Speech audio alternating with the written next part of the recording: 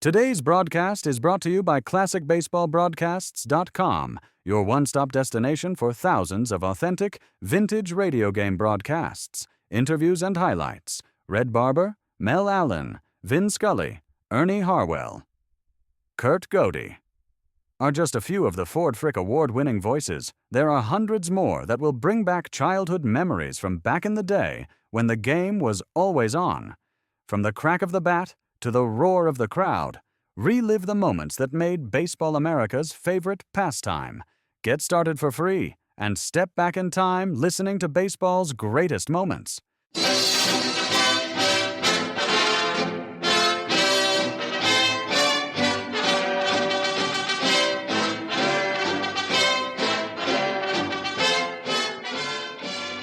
This is Jimmy Powers coming your way with another Grantland Rice story.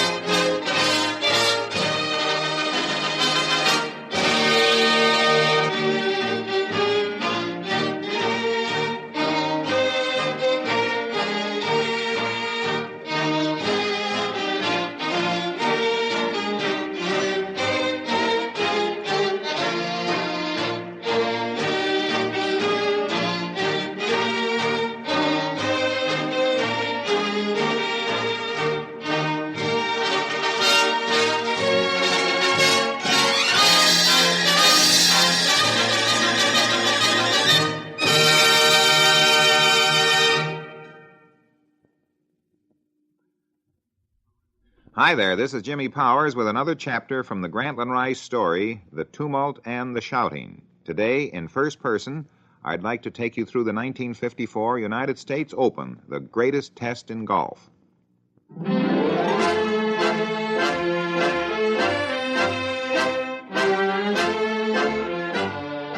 During the '54 Open at the famed Baltusrol course in New Jersey, one poor round knocked Hogan into a fifth-place tie with Billy Joe Patton, the colorful amateur.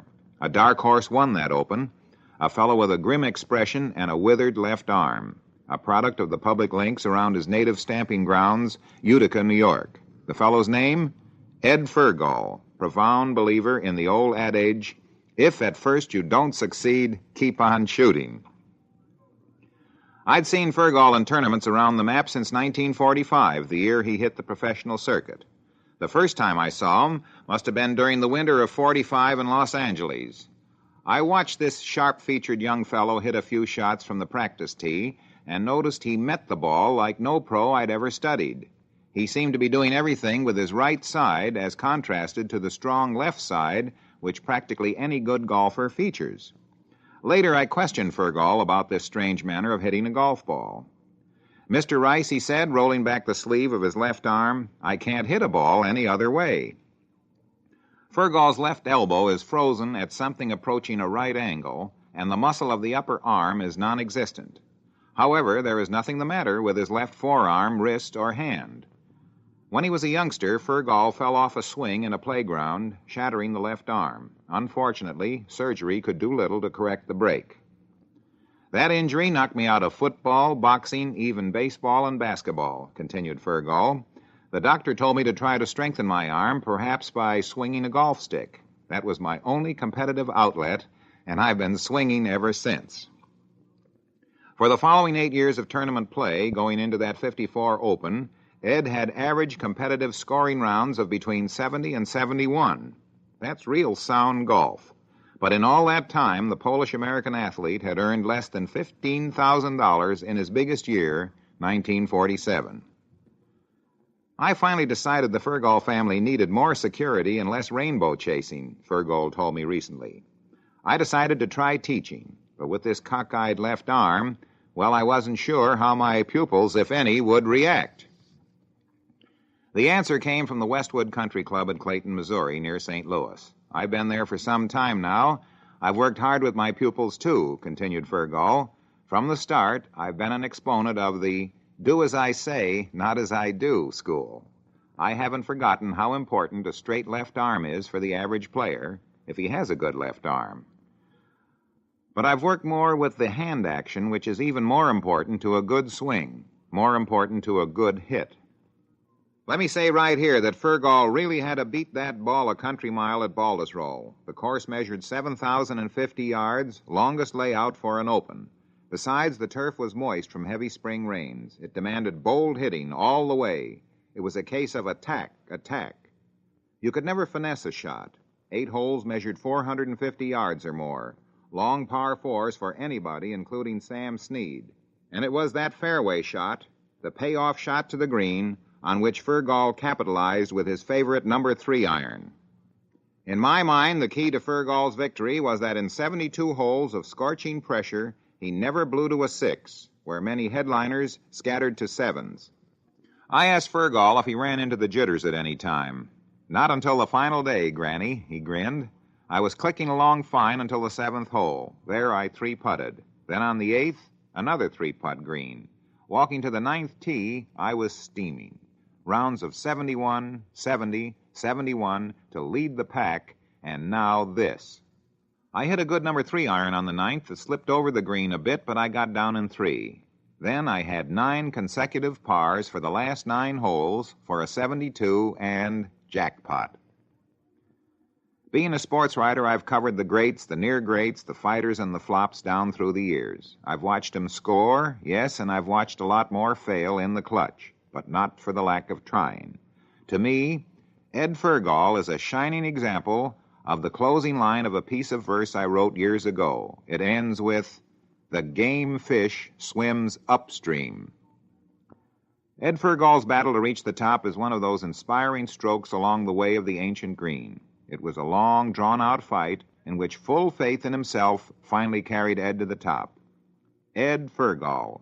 Today's moment in basketball history is brought to you by thisdayinbasketball.com, where the legends rise, where the rivalries echo, and where every unforgettable play lives on from the earliest days of peach baskets in Springfield. To the high-flying, rim-shaking superstars of today, we celebrate the game one historic day at a time, relive the moments that changed the sport forever. Listen to classic broadcasts, feel the roar of the crowd and those goosebumps all over again. Keep the spirit and history of the NBA alive. Dive into the legacies, stories, and the passion of the game at this day in basketball.com. A living lesson in the many ways that can be used successfully by those who have gotten the tougher breaks from fate. During the winter of 1954, I spent 6 weeks in Los Angeles and took in one of my favorite tournaments, the Los Angeles Open. Nearly half the field was made up of gimlet-eyed shooters of under 30. Those aren't men who have battled their way up through the caddy ranks and who have finally scraped together enough money or backing to make the big winter tour. These aren't the younger editions of the Hogans and Sneads, who as juniors lived on a diet of ulcers and table scrapings, trying to hold on somehow while stabbing for the rainbow. No, these are the peach-cheeked college kids, boys who have traveled through the luxury of a college education on the strength of a grooved swing and a 4-year golf scholarship at many of today's big universities. I am certain that young Mike Suchak, whom I consider one of the bright young stars of the future, had football, not golf, on his mind when he matriculated at Duke University in the late 40s. Endowed with a terrifically husky build, this kid brother of Frank Suchak, Pitt's great 1937 tackle, played great football. Young Mike also discovered he could blast a golf ball a country mile, and for 2 years he's been blasting it to the consternation of the rest of the field. My own introduction to the newest breed of pro golfer occurred around 1951. I was in St. Petersburg, Florida, on my annual jaunt through the baseball camps. Staying at the Vinoy while in St. Pete, I usually took breakfast in my room. That first morning, my order was delivered by a young blonde giant with a Hollywood profile. He was as enthusiastic as he was polite. All he talked about was golf. We became quite chummy. It seems the youngster was hopping bells when he wasn't attending classes at the University of Miami, where he was riding along on a golf scholarship. His name was Al Besselink. By the size of you, I'd think you'd be of more use to my close friend and your football coach, Andy Gustafson, I said. Well, Mr. Rice, replied bellhop Besselink, football is all right, but the way I look at it, my future is golf, all golf. I'm ready and willing to gamble anything I own, except my clubs, on my game, and somehow I expect to make that confidence pay off. Well, you could have knocked me over with a small truck the following year when I scanned the first-round lists at the Augusta Masters tournament. Lo and behold, there was Al Besselink slamming birdies at the entire field. No, Al didn't stick up there. He blew in the third round, as I recall. But Besselink decidedly had arrived and should carve out a big future for himself in this dog-eat-dog pro-circuit play. Gene Littler, the reddish blonde, is in his early 20s, but make no mistake, here's another big threat to the middle and old guard who came to play. Following his release from the Navy in September of '52, the West Coaster was without so much as a warm-up swing. He jumped into and won the National Amateur, perhaps my favorite tournament. In January 1954, Littler won the San Diego Open with a 14 under par total for 72 holes. He must have reflected that the silver cup he received was indeed a lovely thing, but it was hard to eat. At any rate, he turned pro and is hot on the heels of the more established pro names. Littler's second-place finish to Ed Furgol in the 1954 Open proved conclusively that this boy has the necessary goods. Hottest foreign prospect since Bobby Locke is, of course, Australia's Peter Thomson, who became a professional in 1949 while still in his teens. Stocky and solid under fire, what I've seen of Thomson, I like. What I especially like about young Peter is that despite his unquestioned physical power, he hits the ball well within himself. In other words, he's learned early the lesson that direction, not distance, is the big payoff in this game. That's usually the last thing that the youngsters are willing to learn. Bud Holscher is another of the young-timers to be kept in mind. So it looks as if youth will be served in golf as in any other sport, with the possible exception of croquet and Chinese checkers. The big money up there for the grabbing is the lure, and I wouldn't be surprised to see the total purses pushing a cool $1 million in a few more years, a far cry from the nickel-and-dime tournament of the late 1930s. Only racehorses eat from a deeper trough. Yes, money talks in golf. So does the I'm unbeatable attitude that today's youngsters carry with them from the first tee. Well, that's about it for today. So until our next session with Grantland Rice's bestseller, The Tumult and the Shouting, this is Jimmy Powers, transcribed, saying so long.